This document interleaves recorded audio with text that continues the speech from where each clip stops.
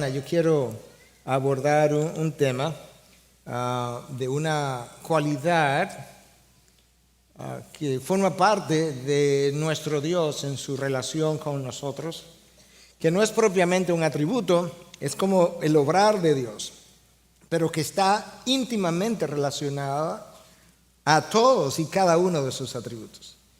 Y me estoy refiriendo a la providencia de Dios, y hemos querido entonces titular el mensaje de esta mañana, el Dios de la providencia, el Dios de esa providencia. Nosotros quisiéramos hablar de Él. La palabra providencia no está en la Biblia en relación con la persona de Dios. Aparece una sola vez en Hechos 24:2 y está en relación con el gobernador Félix, que había supervisado las reformas que se estaban llevando a cabo, y eso ocurrió, dice el texto, bajo la providencia del gobernador. Ahora, el hecho de que la palabra providencia para referirse a Dios no aparezca en la Biblia no debe preocuparnos, porque la palabra Trinidad tampoco aparece, y sin embargo la actividad del Dios Trino queda ampliamente demostrada desde que el libro del Génesis abre hasta que el libro de Apocalipsis cierra. Y de esa misma forma, entonces, la doctrina de la providencia de Dios es revelada a todo lo largo y ancho de la revelación bíblica.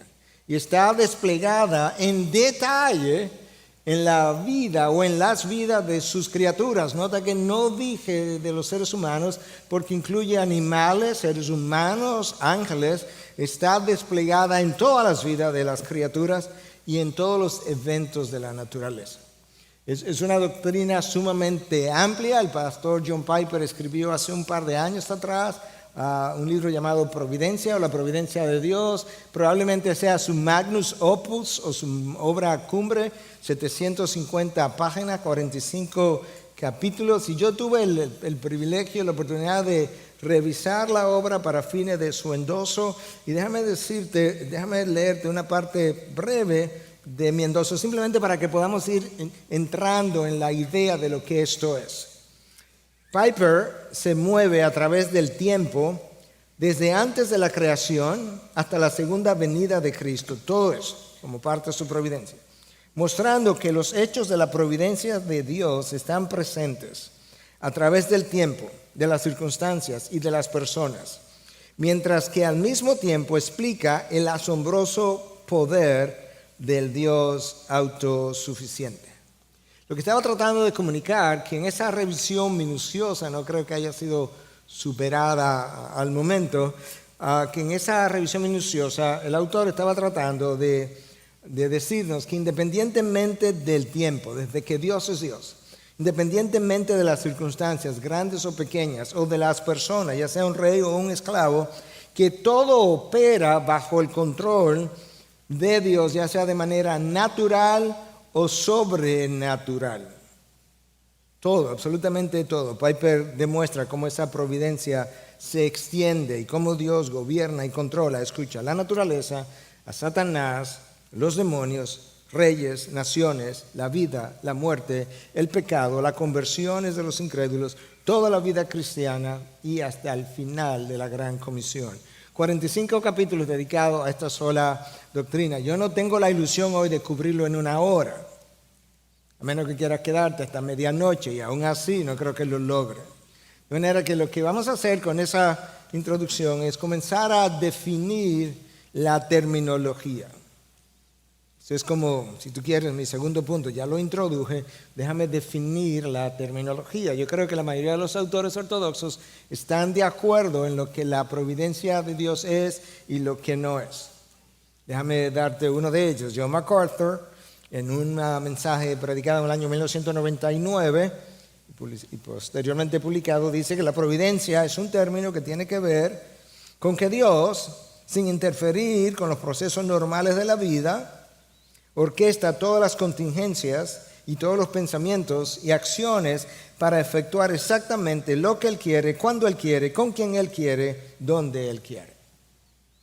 Yo creo que cuando el pastor MacArthur habla de que sin interferir, Dios actúa sin interferir con los eventos naturales o los procesos normales de la vida, como dice su cita, se está se está refiriendo al hecho de que muchas veces cuando el hombre, tú y yo, llevamos a cabo nuestra voluntad en el diario vivir, Dios está de alguna forma, desconocida para nosotros, todavía orquestando esos eventos tuyos que tú llevas a cabo por libre voluntad, por así decirlo, por el deseo que tenía en ese momento. Y que al mismo tiempo, cuando los eventos de la naturaleza ocurren, como la lluvia y el sol que sale y el sol que se pone, al mismo tiempo, sin interferir con ellos, Dios todavía está no solamente supervisando que eso ocurra, sino llevando a cabo sus propósitos de manera minuciosa.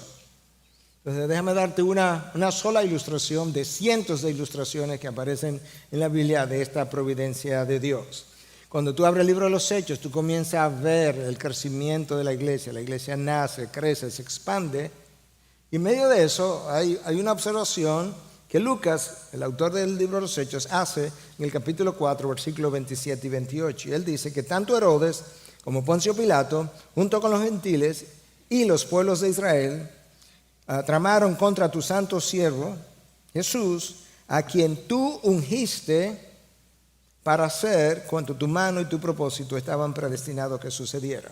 En otras palabras, Herodes, Pilatos, los romanos, los judíos, ejercieron su voluntad libre y pecaminosa, cometieron un pecado enorme, pero al final, cuando ellos llevaron a cabo sus deseos, terminaron haciendo exactamente lo que Dios había predestinado que ocurriera, y Dios no puso ni pensamiento ni deseos de pecado en ellos, simplemente ellos actuaron, Dios lo dejó actuar y al mismo tiempo llevó a cabo su voluntad.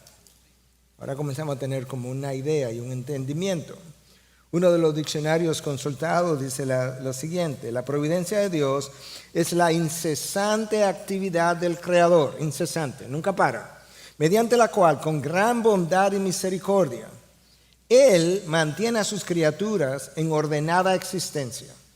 Además, guía y dirige todos los acontecimientos, circunstancias y acciones libres de los ángeles y hombres, y encamina todo hacia el fin propuesto para su propia gloria.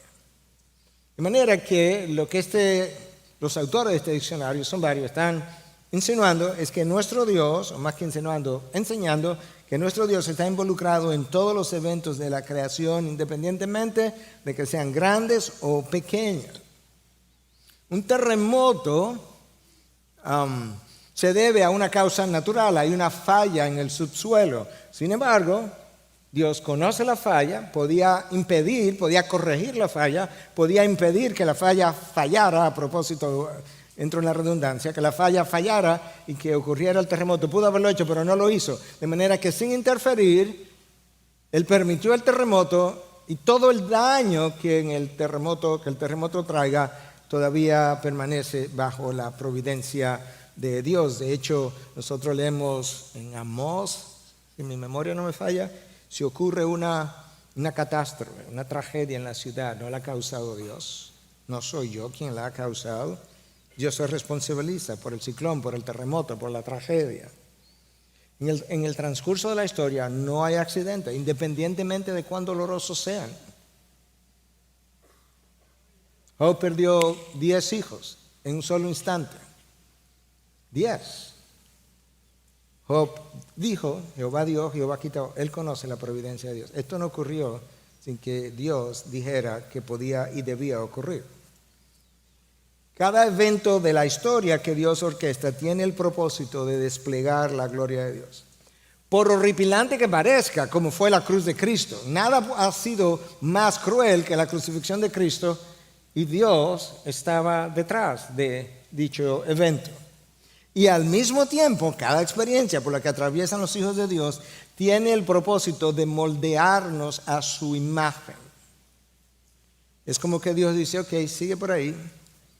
Cuando yo termine de trabajar, te darás cuenta cómo yo estaba o me proponía moldear tu carácter, tu imagen o mi imagen en ti. Eso suena mucho como a soberanía. La soberanía cae bajo la providencia de Dios, pero no es lo mismo que la providencia de Dios. Porque la soberanía solo tiene que ver con el hecho de que Dios tiene el poder y tiene la autoridad para hacer lo que Él quiera, cuando Él quiera, con quien Él quiera. Pero la providencia de Dios es mucho más que eso. De manera que Yo te voy a leer lo que yo construí como mi definición.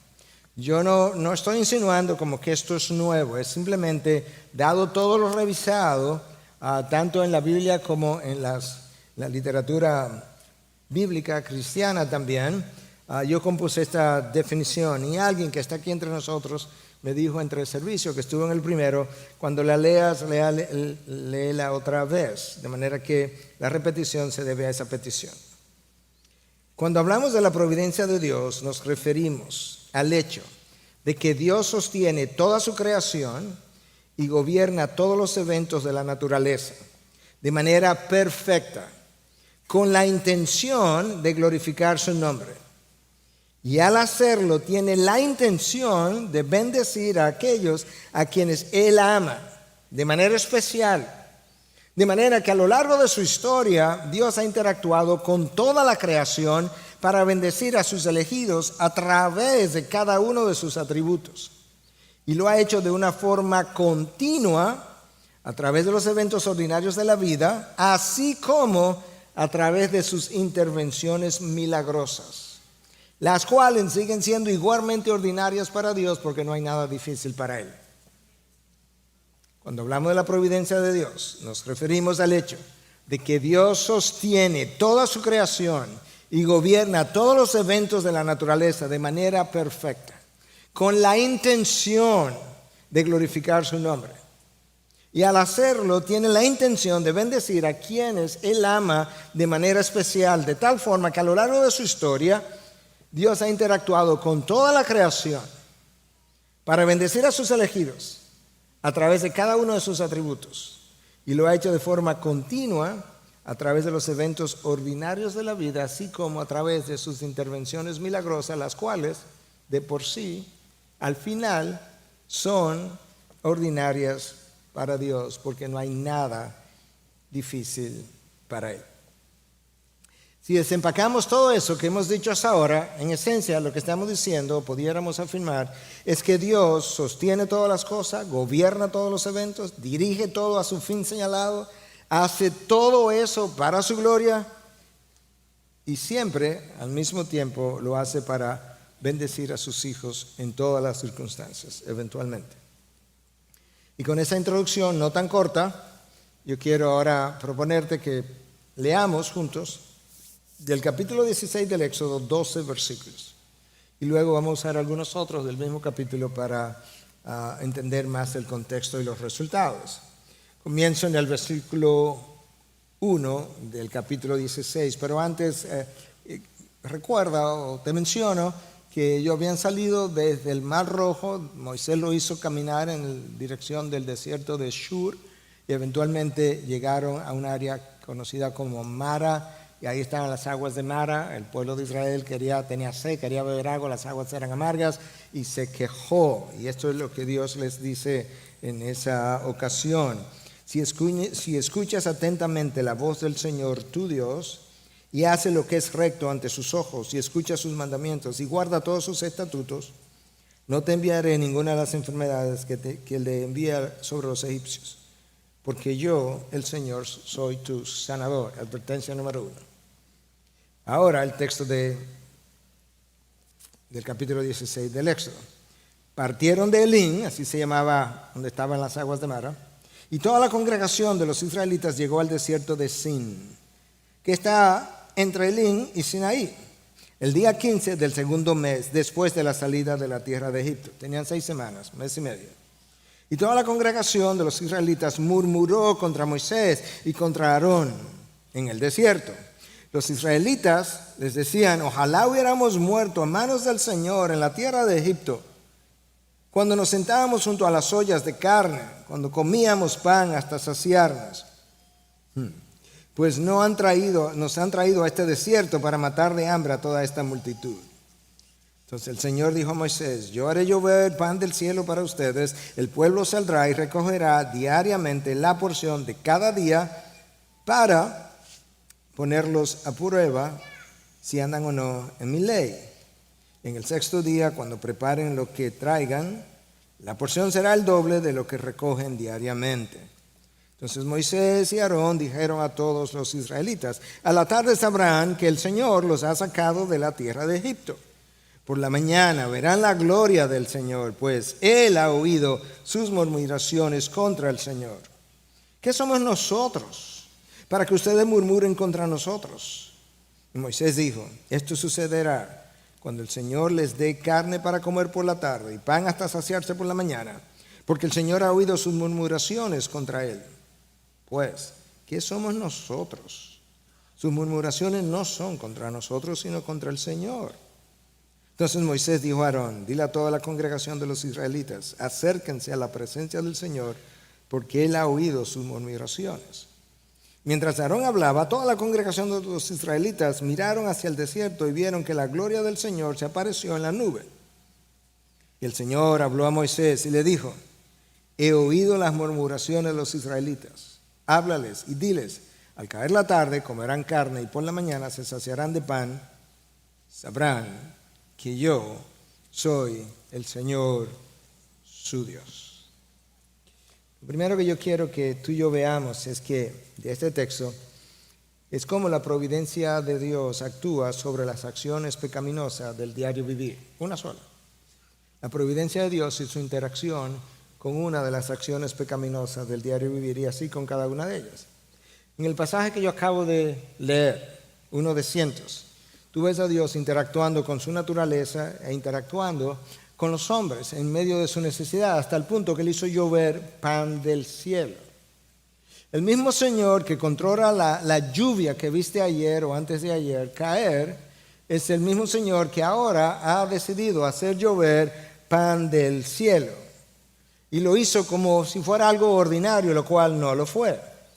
Pero eso muestra cómo Dios gobierna su naturaleza y cómo Él proveyó de pan por 40 años a toda una población que estuvo en el desierto, y cómo, ¿verdad?, en la noche hacía encender un fuego para que los iluminara. De la misma forma que bosques en Estados Unidos y otras regiones se incendian de manera natural, Dios ahora, de manera sobrenatural, hacía que eso ocurriera todas las noches y se apagaba al otro día para iluminar al pueblo. Y de la misma forma que las nubes allá afuera que están sobre nosotros se están moviendo en esta forma, de alguna manera Dios hizo que desde allá pudiera caer pan todos los días para mantenerlos. Entonces tú ves en el versículo 1 que el pueblo se está moviendo de un lugar a otro en el desierto por ordenanza de Dios. En el versículo 3 tú comienzas a oír el problema del pueblo. Nota que no dije el problema del desierto.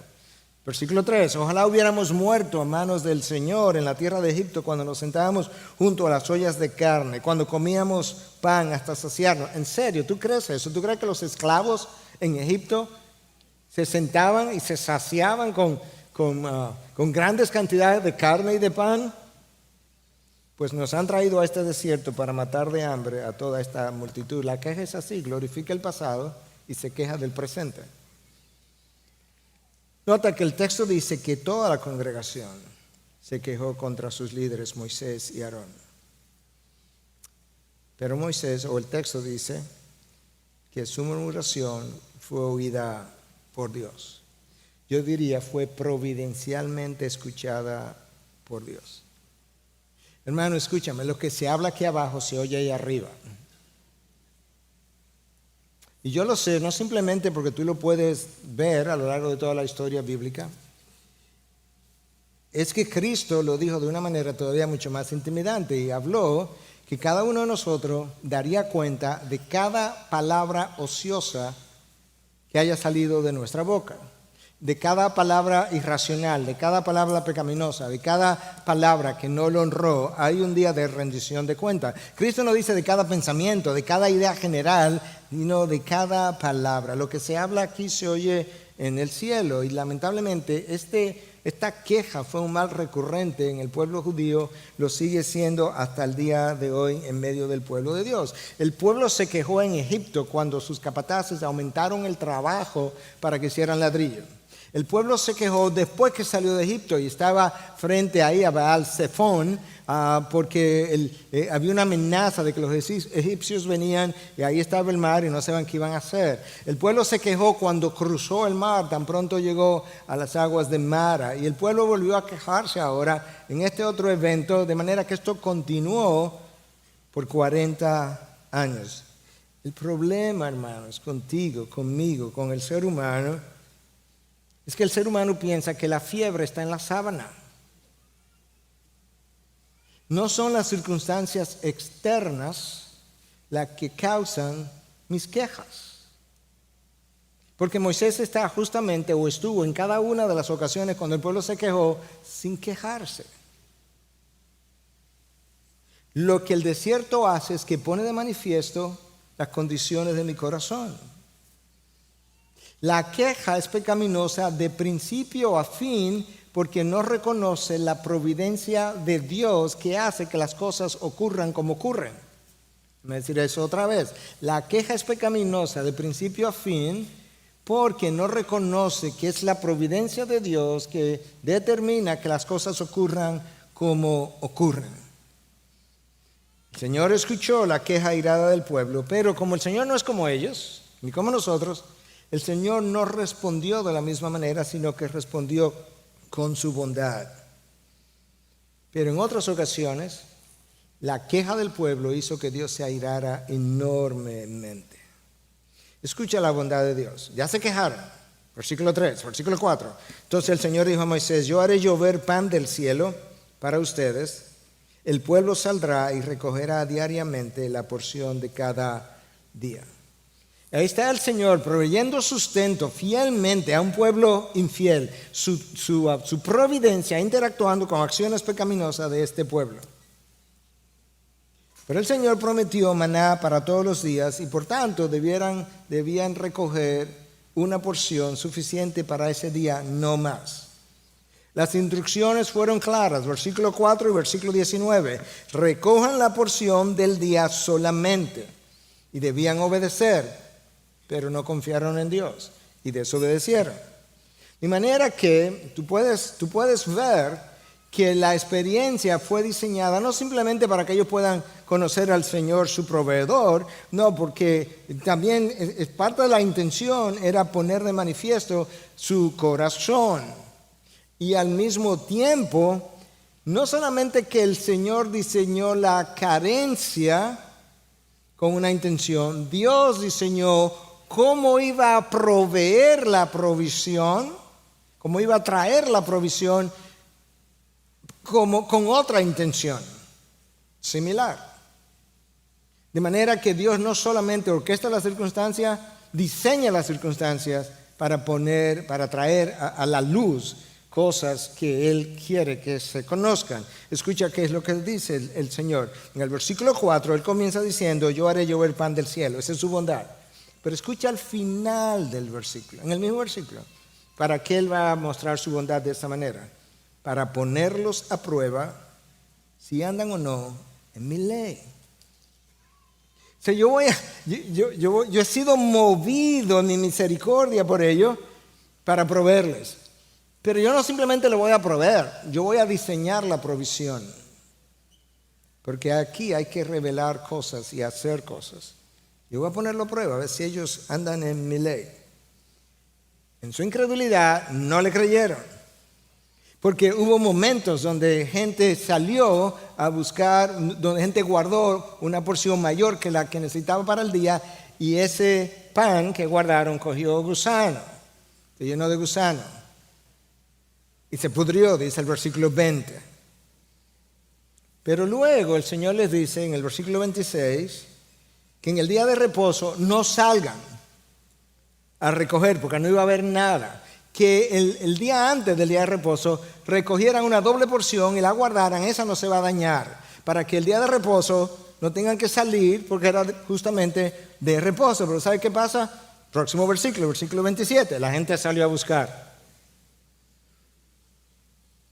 ¿Y tú crees que el Señor volvió a expresar su bondad? No, versículo 28. Entonces el Señor dijo a Moisés: ¿hasta cuándo se negarán ustedes a guardar mis mandamientos y mis leyes? ves que la provisión tenía un diseño. Yo le voy a traer pan todos los días, pero la provisión tiene sus regulaciones. Yo quiero saber si ellos van a andar en mi ley. Y cuando la provisión llegó, ellos violaron la ley más de una vez, en más de una forma. Y ahí el Señor ya se está irritando. ¿Hasta cuándo se negarán ustedes a guardar mis mandamientos y mis leyes? Su queja comenzó a irritar al Señor. Hermanos, tengamos cuidado con la persistencia de nuestros pecados, el mismo pecado. En este caso es la queja, pero para cada uno de nosotros puede ser algo diferente, porque la persistencia del pecado comienza a irritarla a Dios e invita eventualmente la ira de Dios. Escucha lo que ocurrió, lo que se narra en el libro de Números. El libro del Éxodo básicamente cubre 13 meses del desierto. De los 40 años, 13 meses, un año, para resumirlo fácilmente. El libro de Números cubre 39 años, unos meses menos. En el libro de Números, capítulo 11, versículo 1, escucha lo que dice. El pueblo comenzó a quejarse en la adversidad a oídos del Señor otra vez. Y cuando el Señor lo oyó, se encendió su ira. Y el fuego del Señor ardió entre ellos y consumió un extremo del campamento. Hermanos, los eventos de nuestras vidas son ordenados por la providencia de Dios. Son ordenados por la providencia de Dios, por un lado, para poner en despliegue su gloria. Ahí estaba el maná, milagrosamente traído. Por otro lado, son ordenados por la providencia de Dios para revelar nuestro corazón. Ahí estaba la queja. Y finalmente, son ordenados por Dios para eliminar de nuestras vidas aquellas cosas que la contaminan. Corazón rebelde, que no sigue su ley, como lo vemos en el texto de hoy. En esta vida, hermano, tú y yo necesitamos entender, no hay eventos fortuitos. Eso de que, hermano, adiós, suerte. En otras palabras, Dios no gobierna. Vamos a ver lo que la suerte te trae. En esta vida no hay eventos fortuitos. Nada funciona, ocurre al azar. Nada sorprende a Dios. La carencia de alimento fue providencialmente orquestada por Dios y la manera como el pan fue provisto también. Yo no me inventé eso, ni siquiera inferí eso. Es fácil de inferirlo si tú lees el Pentateuco, pero yo no lo inferí. Dios lo dijo, déjame leértelo en Deuteronomio 8, versículos 2 y 3. Nota cómo Dios explica el diseño de su prueba, la intención de su prueba en la provisión del pan. Deuteronomio 8, versículos 2 y 3. Y te acordarás de todo el camino por donde el Señor tu Dios te ha traído, por el desierto, durante estos 40 años. Dios te ha traído por 40 años. Aquí está la intención, para humillarte, probándote, a fin de saber lo que había en tu corazón, si guardarías o no sus mandamientos. Ahí está la intención. Él te humilló y te dejó tener hambre y te alimentó con el maná que tú no conocías. Todo parte de un diseño. Ni tú ni tus padres habían conocido, para hacerte entender que el hombre no solo vive de pan, sino que él vive de todo lo que procede de la boca del Señor. Que el hombre no vive solamente porque come pan. Él puede vivir físicamente de esa manera, pero su alma tiene una vida también, si tú quieres, y el pan de tu alma es mi palabra, y cuando esa alma no come mi palabra, esa alma se muere también.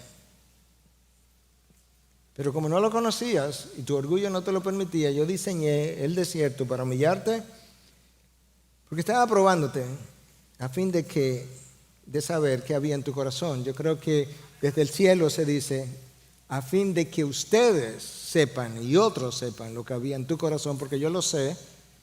El desierto fue simplemente el revelador.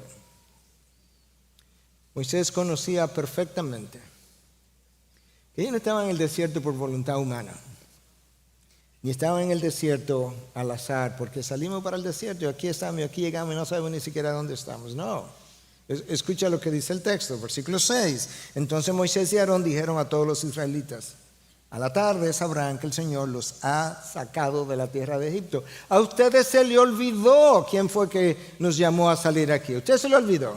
Usted se le olvidó que fue el Dios que te sacó, que abrió el mar y cubrió a los judíos con agua. Usted se le olvidó. Usted se le olvidó quién sanó las aguas de Mara para que pudiéramos tomarlas, porque las aguas eran agrias, el pueblo no las deseaba. Y Dios instruyó a Moisés, esto anterior a este evento, para que tomara la rama de un árbol, la echara y se endulzaron las aguas y pudieron beber. A ustedes se le olvidó. Versículo 6, ahora versículo 7. Moisés le dice: mañana verán la gloria del Señor. Y luego, ¿no?, ellos vieron cómo la gloria del Señor apareció en la nube y luego la manifestación terrenal, por así decirlo, de dicha gloria, el maná. El maná es una expresión de su gloria porque es una expresión visible del poder de Dios que es capaz de hacer que la naturaleza provea para sus hijos. Es una manifestación de la misericordia de Dios que se conduele de la miseria o necesidad humana. Es una expresión del amor de Dios para preservar a su pueblo y de la gracia de Dios que le dio y nos da lo que nosotros no merecemos, literalmente hablando. Tú puedes ver entonces cómo opera la providencia de Dios en cada uno de los eventos de nuestras vidas. Hermanos, en la providencia de Dios, en el desierto Dios hizo llover pan, pero cuando tú vas al supermercado a comprar, en la providencia de Dios, Dios está proveyendo a través de un salario, a través de un ingreso, y está proveyendo a través de un supermercado X que trae comida y la trae a tiempo para que tú puedas encontrarla y la puedas disfrutar. Cuando tú comienzas a quejarte, llegas al supermercado y no encuentras lo que quieres, y aquí no hay de nada, y te voltea y está lleno de todas las otras cosas que tú no quieres, sabes que la providencia de Dios determinó que no hubiera lo que tú querías.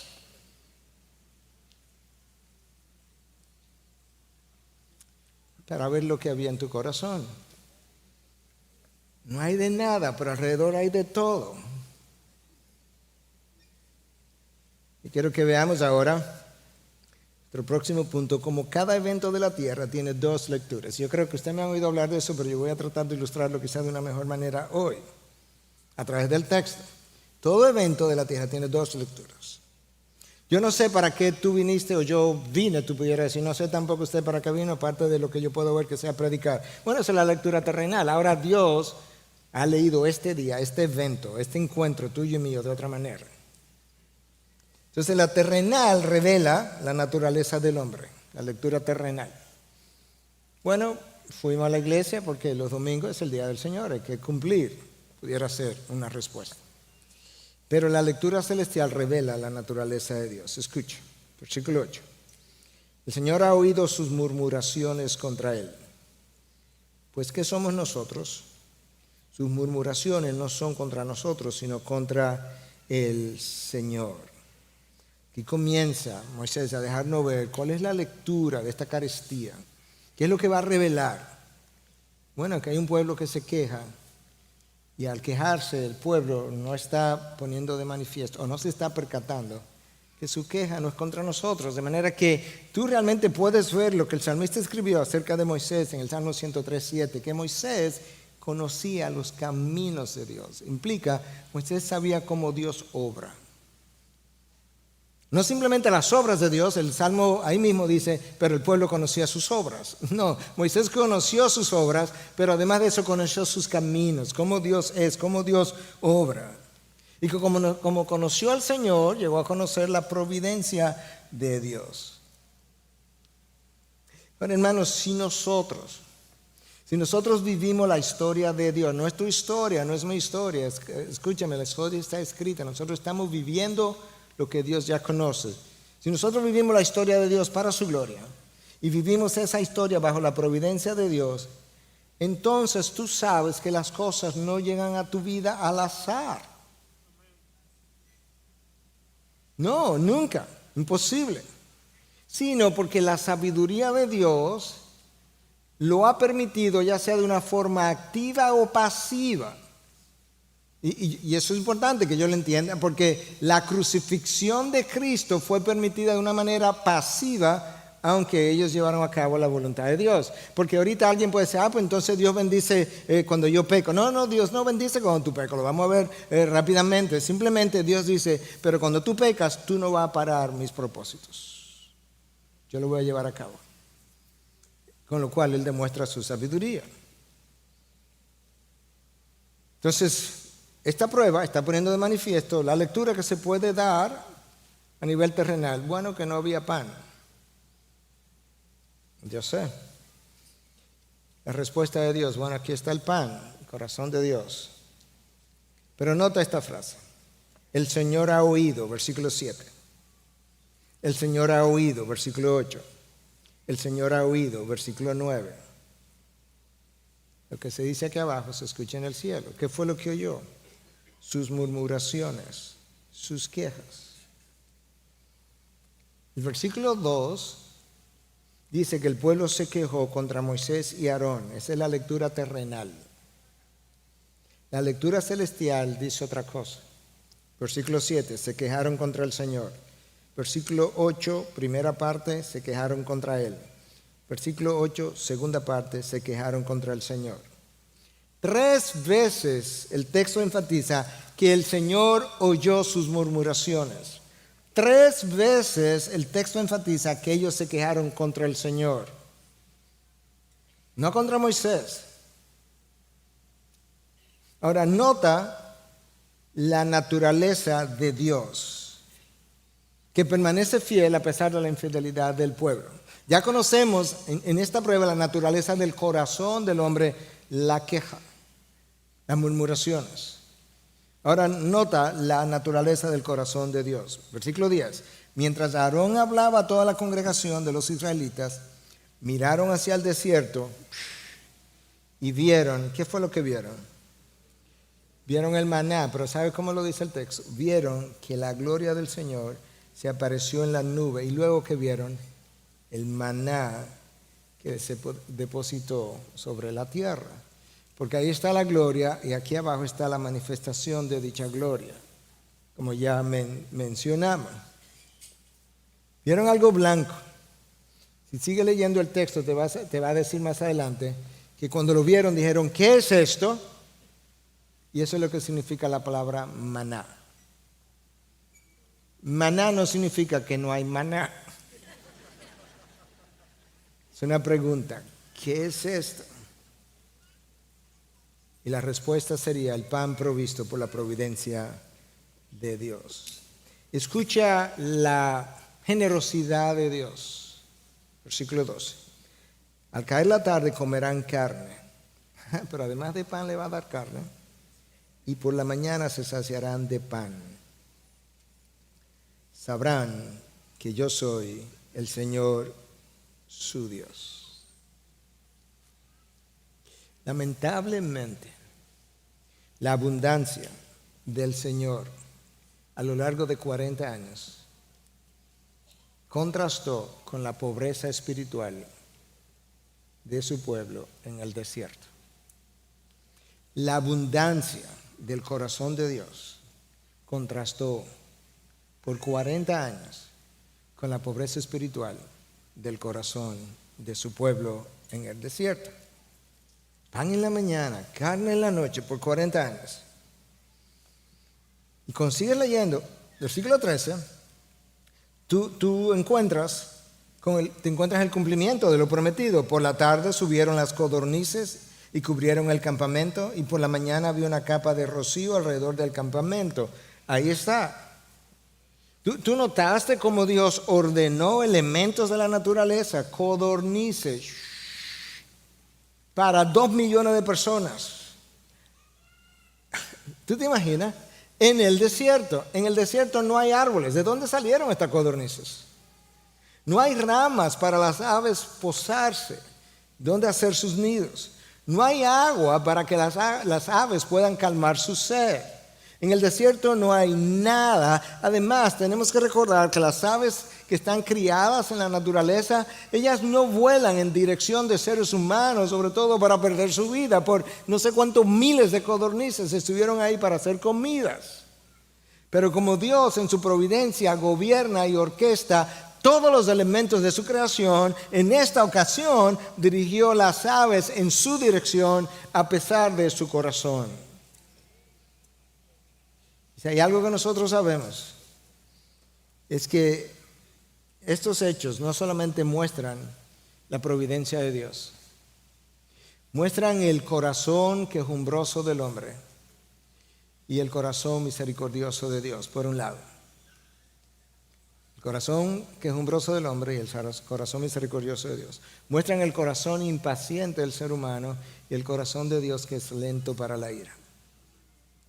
Muestran el corazón olvidadizo del hombre, que ellos se olvidaron de quién fue que los sacó del desierto. Y al mismo tiempo muestra el corazón pedagógico del Padre. Pedagogía tiene que ver con enseñanza. El corazón pedagógico del Padre para con sus hijos, que continúa pacientemente enseñándonos a través de los eventos de nuestras vidas. ¡Wow! Todo evento en la tierra tiene dos lecturas, una terrenal y una celestial. Finalmente, veamos el señorío de Dios ejercido a través de su providencia. Versículo 12, termina con esta frase: sabrán que yo soy el Señor su Dios. Quizás de todas las frases leídas en esos primeros 12 versículos, la que a mí más me impresionó esta vez que estaba volviendo a estudiar el texto es esa: sabrán que yo soy el Señor. Pues sabes que ese es el problema de la humanidad, creyente y no creyente, y es que los hombres no saben quién Dios es, no lo sabemos, y nosotros no sabemos quiénes nosotros somos. Ese fue el problema del pueblo judío, es que ustedes no saben quién yo soy y ustedes no saben quiénes ustedes son. Por tanto, el desierto va a poner de manifiesto otra vez quién yo soy y quiénes son ustedes. El incrédulo no sabe o no quiere admitir quién es el Señor, o que el Señor es el creador y sustentador y juez. Ese es el problema. Este Señor no lo quiero de juez sobre mi vida. Ese es el problema del incrédulo. Pero el creyente que dice, que afirma, que proclama que Dios es Señor, lo niega con su vida. ¿Sabe por qué? Porque no acaba de aceptar que Dios es Señor sobre sus circunstancias. Que Dios es Señor sobre sus circunstancias, las pequeñas y las grandes. Yo mencionaba, no me gusta usar ejemplos personales, pero yo decía, cuando yo tenía 11 años o 12 años ya, con algunos meses, mi padre murió. ¿Y sabes qué? Murió cuando, a los 6 meses de yo haber sido diagnosticado con diabetes. Eso no fue un accidente, ni la diabetes primero, ni la muerte de mi padre 6 meses después, que era mi amigo personal con quien yo leía todos los días a las 5 de la mañana. Eso no fue fortuito. Eso tenía la intención de formar un carácter, y Dios entendía que tanto una cosa como la otra serían parte de mis bendiciones, de manera que yo no lo podía entender ni nadie más, pero Dios no se equivocó. Dios es Señor sobre mis circunstancias.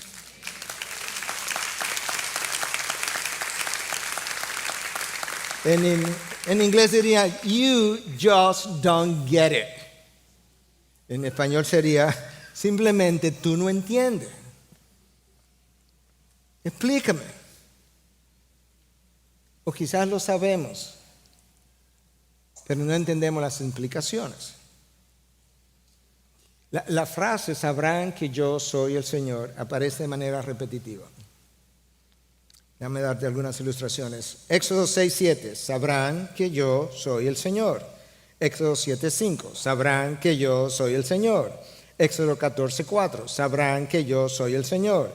Éxodo 14:18, sabrán que yo soy el Señor. Éxodo 16:12, sabrán que yo soy el Señor. Y luego llegamos al libro de Ezequiel. En Ezequiel 54 veces Dios dice, sabrán que yo soy el Señor. Dios sabe que ese es el problema. They don't get it. Ellos no saben, ellos no entienden que yo soy el Señor. ¿Y sabes qué? Lo peor de todo, de esas 54 veces en el libro de Ezequiel, múltiples veces, el contexto es: ustedes han violado mi ley, yo los saqué al desierto para ver si iban a mantener mi ley, a guardar mi ley, violaron mi ley y yo los dispersé a los 4 puntos cardinales y los voy a disciplinar allá cuando esto ocurra y esto ocurra y esto ocurra, y cuando yo los discipline, los pueblos aledaños sabrán que yo soy el Señor. ¡Wow! En otras palabras, la gente que nos observa y los pueblos aledaños pueden llegar a la conclusión de que Dios es el Señor de más de una manera. Pueden hacerlo, pueden llegar a la conclusión, por un lado, pueden llegar a esa conclusión si ven al pueblo vivir de una manera santa y Dios los bendice grandemente, y luego entonces, wow, mira, esa gente realmente vive una vida digna del Dios que ellos conocen. Y eso es lo que tú lees en Joel. En el libro de Joel, la frase "sabrán que yo soy el Señor" aparece 2 veces. Y el contexto está relacionado al pueblo de Israel y está relacionado a bendiciones, no a disciplina. ¿Por qué? Porque cuando el pueblo crea y venga a mí y me busque, yo lo voy a llenar de bendiciones. Y el texto dice: entonces sabrán que yo soy el Señor. Pero en Ezequiel, el contexto es otro. Cuando yo los discipline y los pueblos aledaños digan: ellos tenían una ley y violaron la ley de su Dios, en mi disciplina ellos concluirán, y el pueblo también, que yo soy el Señor. Yo voy a dividir esa oración, sabrán que yo soy el Señor, en 4 partes. Sabrán que yo soy, 3, el Señor, y 4, su Dios. Brevemente. Sabrán que, en el contexto, finalmente, ellos van a entender no solamente que yo soy Dios, sino las implicaciones de que yo lo sea. Sabrán, lo llegan a conocer.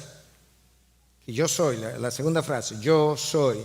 Esa frase nos recuerda y nos remonta al Éxodo capítulo 3, cuando Moisés se encontró con este Dios que no conocía y le pregunta: ¿cuál es tu nombre? Y él dice: yo soy. Dile al pueblo que yo soy te envió. El Señor, la tercera, el Señor, la persona que creó el universo, que sostiene la creación, por eso me llaman Señor, que gobierna de manera soberana y que juzga imparcialmente. ¿Y van a saber eso? Y la última es la más dulce de todas: su Dios. Hermanos, el pueblo hebreo y nosotros, yo no creo que nosotros entendemos lo especialmente extraordinario, asombroso que es que Dios te llame, te diga: yo soy tu Dios. De manera personal, yo soy tu Dios. ¿Cuál Dios? Tu Dios que te redimió. Yo soy tu Dios que dio a su Hijo cuando tú no eras hijo para hacerte mi hijo. ¿Tú estás entendiendo? Yo soy el Señor, tu Dios, quien dio a su Hijo para que tú llegaras a ser otro de mis hijos. Yo di vida por tu vida. ¿En serio, Dios? Sí, pero la vida de mi hijo fue la que yo di. Por la vida tuya. Este pueblo en el desierto probó que el desierto, ya sea el de ellos o los que nosotros atravesamos, son el mejor lugar para Dios mostrar su providencia. Dios provee, Dios controla, Dios gobierna. Allí en el desierto Dios sacó agua de una roca para 2 millones de personas, se calcula. Y sus animales también. Wow. Ahí en el desierto Dios movió una bandada de codornices en su dirección para alimentar a toda esa gente. Antes de llegar al desierto, Dios sopló un viento, produjo el viento. Dios habló y ahora el pueblo atravesó entre dos paredes de agua y luego las cerró. Pero luego vino Cristo y cuando había un viento creado por condiciones atmosféricas, por las leyes de la naturaleza, como Él es dueño y señor de las leyes de la naturaleza, Él calmó los vientos. Estar quietos. El muy conocido teólogo Louis Berkhoff dice que Dios gobierna el universo conforme a la naturaleza de las criaturas. Entonces déjame desglosar lo que él sigue diciendo. En el universo físico, Él estableció las leyes de la naturaleza.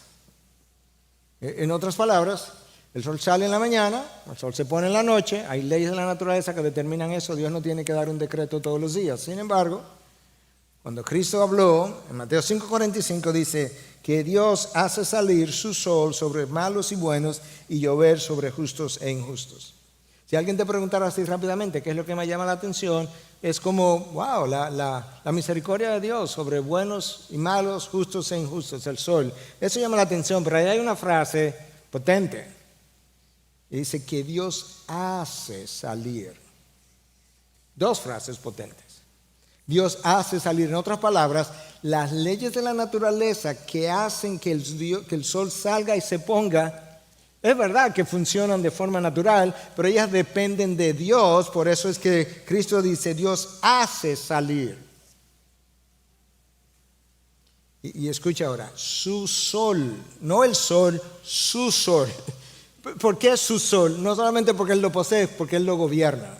Lo gobierna tanto que en medio de una batalla para darle la victoria a los israelitas, paró el sol, paró la luna, hasta que luego finalmente Dios dijo que puedan seguir moviéndose los astros y la victoria fue ganada por el pueblo de Israel. Porque Él controla la naturaleza y controla los astros y lo hace a través de las leyes de la naturaleza que dependen de Él. Eso es una parte.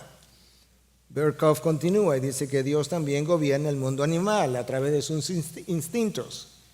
Mucho de lo que los animales hacen, no todo, pero mucho de lo que hacen es por instinto.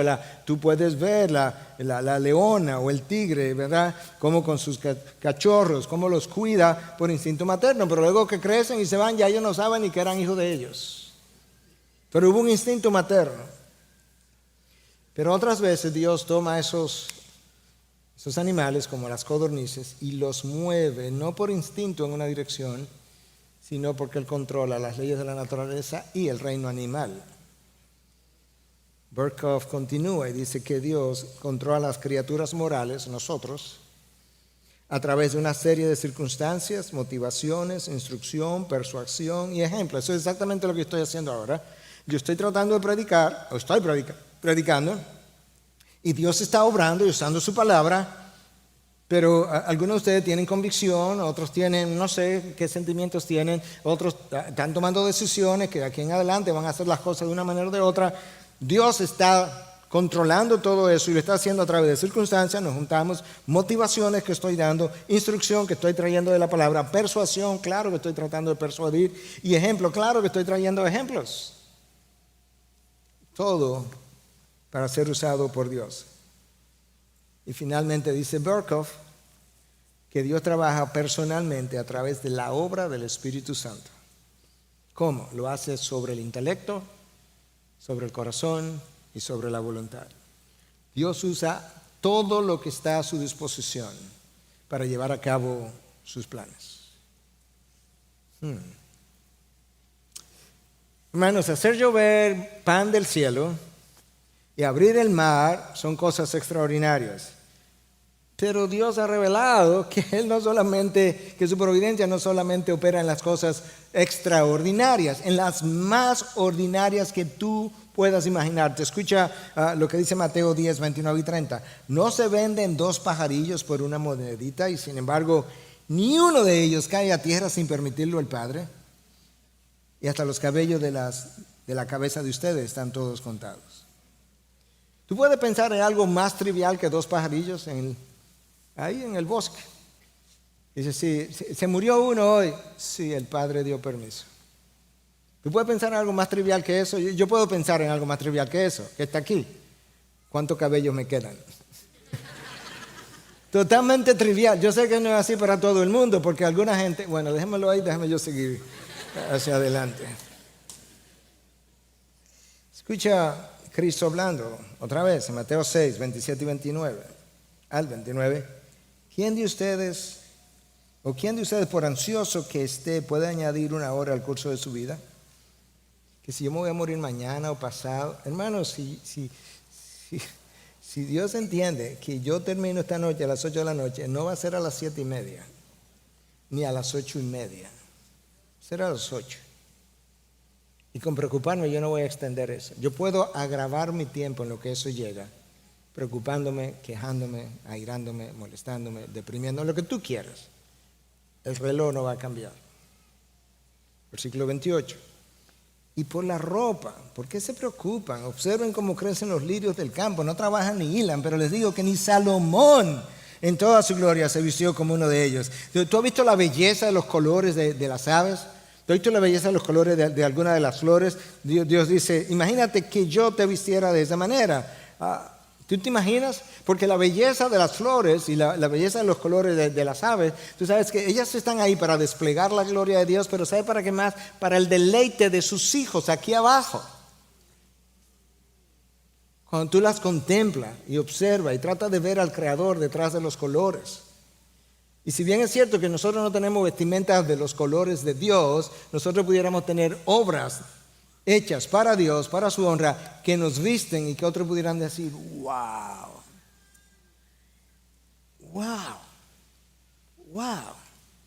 el color de ese carácter, de esa imagen, de esa vida, de esa obra.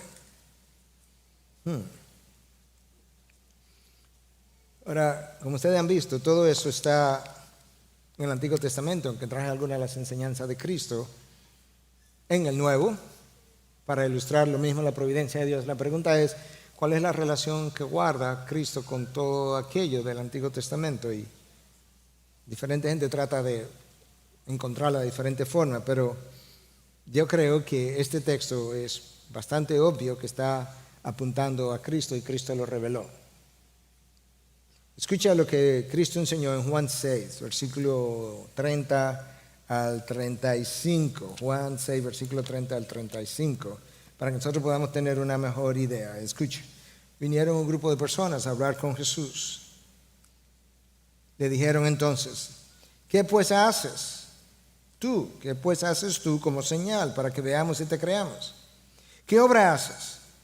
Nuestros padres comieron el maná en el desierto, como está escrito. ¿Les dio a comer pan del cielo? Entonces Jesús les dijo, en verdad les digo que no es Moisés el que les ha dado el pan del cielo, sino que es mi Padre el que les da el verdadero pan del cielo, porque el pan de Dios es el que baja del cielo y da vida al mundo. Señor, danos siempre este pan, le dijeron. Jesús les dijo, yo soy el pan de la vida. El que viene a mí no tendrá hambre, y el que cree en mí nunca tendrá sed. Yo soy el pan de la vida. El maná solo apuntaba a mí. Moisés solamente estaba apuntándome a mí también. Cuando Moisés trajo maná, lo trajo para un periodo de tiempo de 40 años. Entraron a la tierra prometida. Yo soy la tierra prometida de ustedes. El reposo de ellos fue de aquel lado del Jordán. El reposo de ustedes soy yo en la gloria con mi Padre. De manera que yo soy el pan que mantiene, que te da vida eterna, y al mismo tiempo yo soy la fuente de agua viva que te calma la sed incesante que tú has tratado de calmar ahí afuera en el mundo, pero que el mundo no puede, sino que cuando tú terminas de experimentar todo lo que experimenta, te das cuenta que sigues con hambre y sigues con sed, y por consiguiente tú sales corriendo a buscarme y me encuentras, y cuando me encuentras finalmente descubre que todo lo que permití, lo permití porque la única forma de yo traerte a ti era permitiendo tu rebelión, permitiendo tu pecado, hasta que te cansaras, para que pudiera encontrar el único lugar donde se te puede perdonar de pecado, redimir, sanar, salvar, y puedas tener vida para siempre. Y esa persona soy yo.